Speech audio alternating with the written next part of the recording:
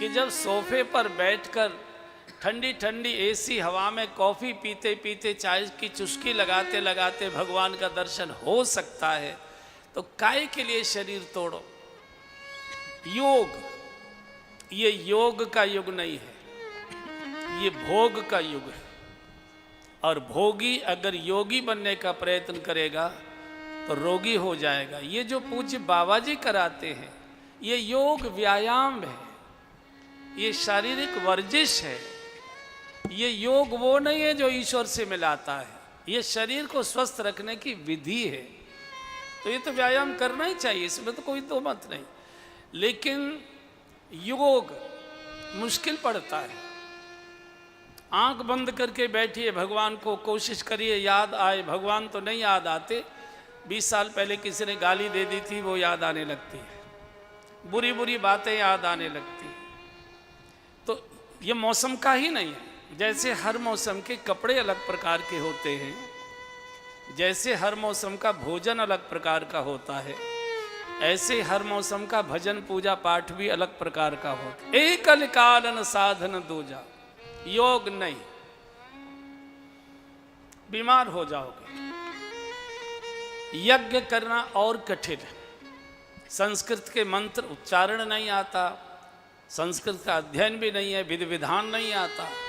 फिर 3,500-4 हजार रुपये किलो का असली घी मिल रहा है बच्चों को रोटी चुपड़ने के लिए, तो है नहीं। स्वाहा स्वाहा कहाँ से करोगे? फिर बैठ भी गए तो बच्चे नहीं करने देंगे। पापा इतना महंगा डिस्टेम्पर, सारा ये कराया पुताई उताई ये सब काला किए दे रहे हो, ये भी संभव नहीं है। योग यज्ञ जप करना उससे भी ज़्यादा कठिन है। जिसको नींद ना आती हो वो माला लेके जप करने बैठ जाइए, खर्राटे आने शुरू हो जाएंगे। चारपाई पर लेटकर नींद भाग जाती है, और जैसे हम जप करने बैठते हैं, माला घुमाने बैठते, इतनी बढ़िया नींद आती है कि पूछिए मत। तो योग यज्ञ जप तप कहते हैं सत्य और शुभ के लिए कष्ट सहन करना, ये तो संभव ही नहीं है। योग यज्ञ जप तप व्रत, ओहो, जितना व्रत के दिन आदमी खाता है उतना सामान्य दिन नहीं खाता।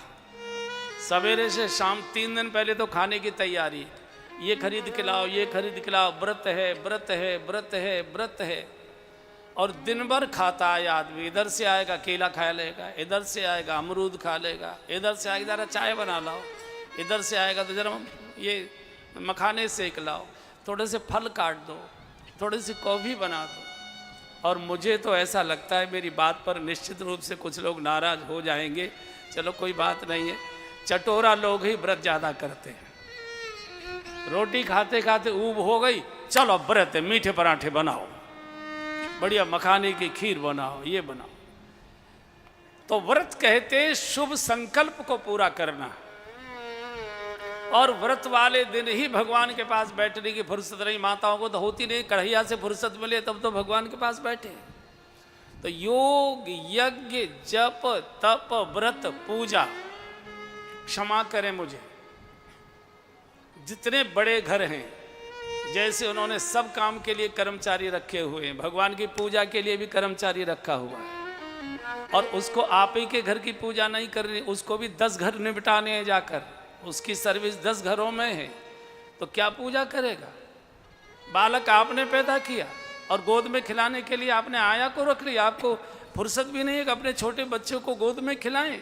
भगवान हमारे घर में बालक के रूप में, गोपाल जी के रूप में, उनके पास बैठने की भी फुर्सत नहीं है हमको। चलो विधि विधान नहीं आता है, पंडित जी जितनी देर पूजा सेवा करें बैठकर दर्शन तो कर सकते हैं, देख तो सकते हैं।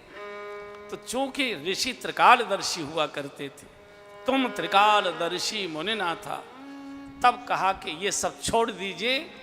जब सतयुग आए तो योग कर लेना, त्रेता आए यज्ञ कर लेना, द्वापर आए ठाकुर जी की सेवा पूजा कर लेना, कलयुग आए केवल 2 ही काम करिए, कानों से भगवान की मधुर मंगलमय कथा सुनिए और होठों से भगवान की बातें करिए, भगवान का नाम लीजिए, भगवान की चर्चा करिए।